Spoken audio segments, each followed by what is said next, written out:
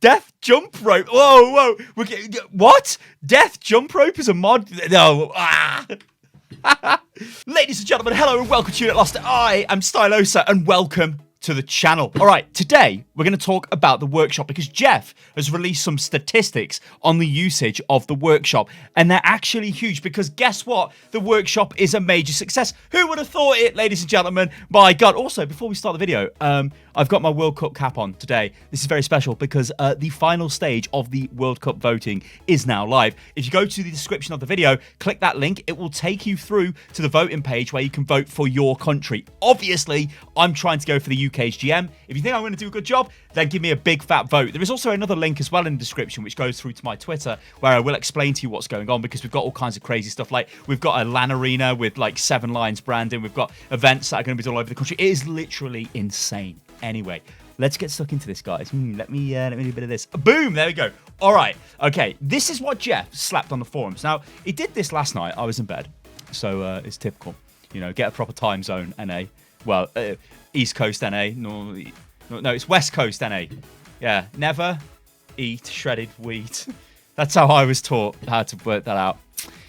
Anyway, I move on, ladies and gentlemen. So, this is what Jeff said, right? Now, Jeff put this post up and we'll go over this. And this is the reason why I want to show it on the screen because we can just, it's crazy. Like, it's actually crazy. So, Jeff comes in and he's like, wow, the response to the workshop has been overwhelming. You all are creating some amazing content. We just got some stats that I figured you'd be interested in. Thanks so much for all of this great content. First off, here are the NA and EU charts. So, this shows us what is being played the most. Now, what we've got is the link, so obviously the code, so you can grab the code and just play the game mode. You've got the duration hours, and then you've got the number of matches, the average players, which is given as a number. Now, the reason why it's just a random number, because obviously it's not 11.3 players, that would be actually, but that just wouldn't be true. But Blizzard are not going to give you player figures, because from that, you'll be able to work out how many people are playing the game at any given time, and they never want you to know that. Yeah. So, let's move on. So, 11.3. It's as high as Players 2 Heroes, as we'll see a bit further down the screen, like here. But it's Uno. Now, I've got a confession to make here. I have not actually ever played that in my entire life. Never. I think I led quite a deprived childhood. Not depraved, deprived, where I don't know what that is. I actually don't even know how to play it. So there you go. Although I can't imagine it's too difficult because isn't it like a card game? I don't even know what it is, but whatever. That is the most played game. But there are some like caveats, which we'll get onto in a second, because some other modes might actually be more playable, but because there's more versions of the same mode, then it dilutes the figures. And this Uno is just literally, there is one Uno mod. That's why it's so high. Yeah, so then we go through to the Floor is Lava parkour. I mean, that is actually a strangely addictive mode. Like, when I was playing that on Havana, it is quite addictive. Like, you want to beat it. You're like, no, I'm going to beat it. And some of the puzzles on it are actually quite difficult. This, though, McCree Hot Potato, it's actually really fun. Like, it's really stupid. So, I made a video on this as well. But you start off in, like, a really small area. And it's usually done on Lijiang Command Center or Control Center.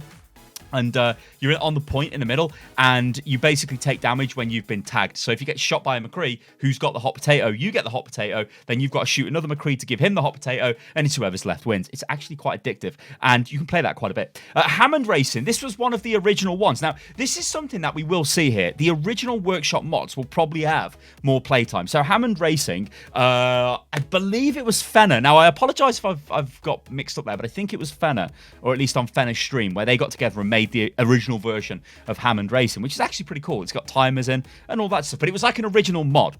Some of these mods are obviously way more complicated than other ones, and some of it just flat out better than other ones. I think as time goes on, you'll see this kind of start balancing out. Then we go through to Gun Game. Now, this is an interesting one because Gun Game is, well, the official Blizzard one, the Gauntlet mode, I think is probably better. So yeah, I don't know, but we didn't really know about that at the time. So yeah, Gun Game, like it's fine. Gun Game, it's fine. There's a lot of different versions of that as well.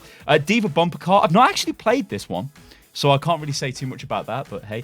Flappy Bird, yeah, I played that. In fact, I made a video on that. That's the Flappy Farah mod, and that's actually really cool. But even so, we've literally just gone through like what? 1, 2, 3, 4, 5, 6, 7 mods there.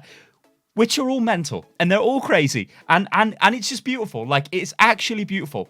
One thing I'm trying to do is get an interview set up with the guys who made the Overwatch workshop, just to get into their mind and see what kind of future updates we might see to that, because I think it'd be super cool, because this is literally one of the best features the game has ever got, because it means there are so many different ways to play an Overwatch. I always say, don't I? I'm like, I used to just play competitive and then get really bummed out because, like, some asswipe on my team has just trolled them through the match. I'm like, I'm not playing this anymore, so I come off. Now, though, you can go and play in the workshop.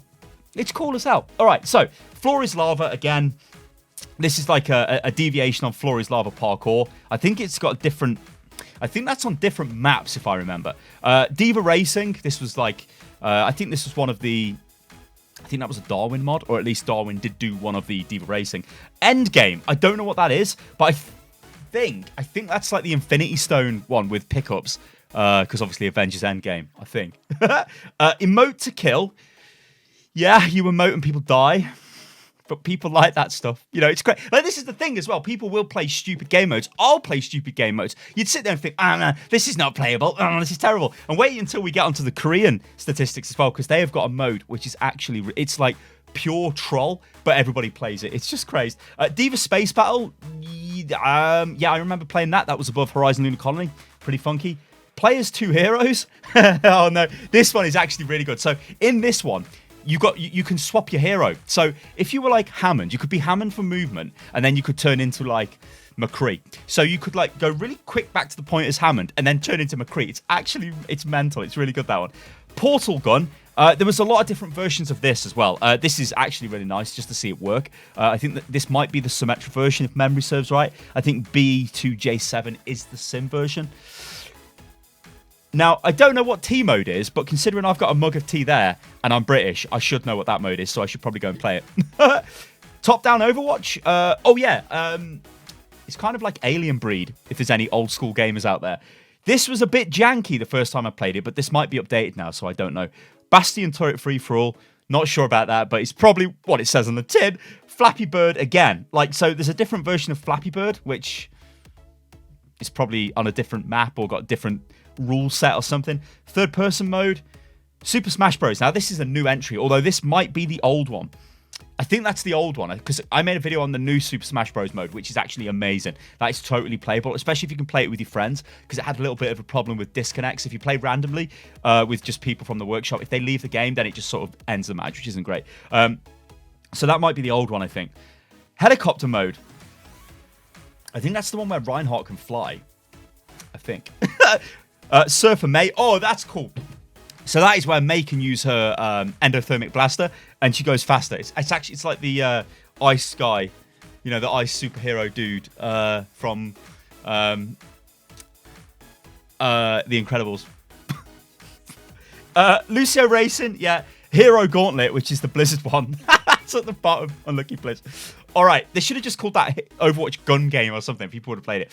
Right then, so what we get here is a bunch of stuff from the Global Insights group. Now, what Global Insights is, just to tell you guys, this is like their data team. This is the team that what they do is they look at all the player figures. They look at what players are doing in the game. They look at, you know, what we think. Not so much what we think. I don't think they're necessarily looking at like what people post on the forums, for example, or what YouTube videos are getting made, or what streamers say. I think they just specifically look at data. So they're like, how many people are playing this? Who's playing this game mode? If people like that mode, then we should make more of that kind of thing. That's kind of what they do, I think. And they give this info to the devs, and then the devs work out what they want to do with it. So what they say here is, in NA, someone has managed to recreate Uno, the card game. Surprisingly, it is the most hours played of any Link. Now, Link is what they're calling game mode, basically, or it's just a code, essentially. This may be a result of consolidation. There is only one version of Uno floating around, but there are hundreds of accuracy trainer variations, which is kind of like what I said a bit earlier on. Workshop has been extremely well received in Korea. The most popular game mode in Korea has a total of 5,667 hours. Now remember that, 5,667 hours played. I mean, EU and NA is only 1,370. So something is going on in Korea here. Something is going on mental. And they are loving this. They are actually loving it. And they're playing it so much. Like, by far, based off hours played, they are killing it. Right? Korea love this stuff. So their game mode, though, it's called High Blood Pressure Marathon. Now, it's a game mode with no cooldowns, infinite ultimates, and some other crazy things mixed in. So you're thinking this is terrible, but actually, this is incredible because what this mode is, it's like a troll mode. You get points by getting to the enemy's spawn, but you have to get there. Now, the enemy have got unlimited cooldowns, unlimited everything. So they really mess you up. Like, they'll use Maywalls, they'll try and Junkrat trap you, they'll just do everything to mess you up, and it's really quite addicting. And it's probably going to be something I'll make a video on fairly soon, but it is just mental. It's such a crazy mode.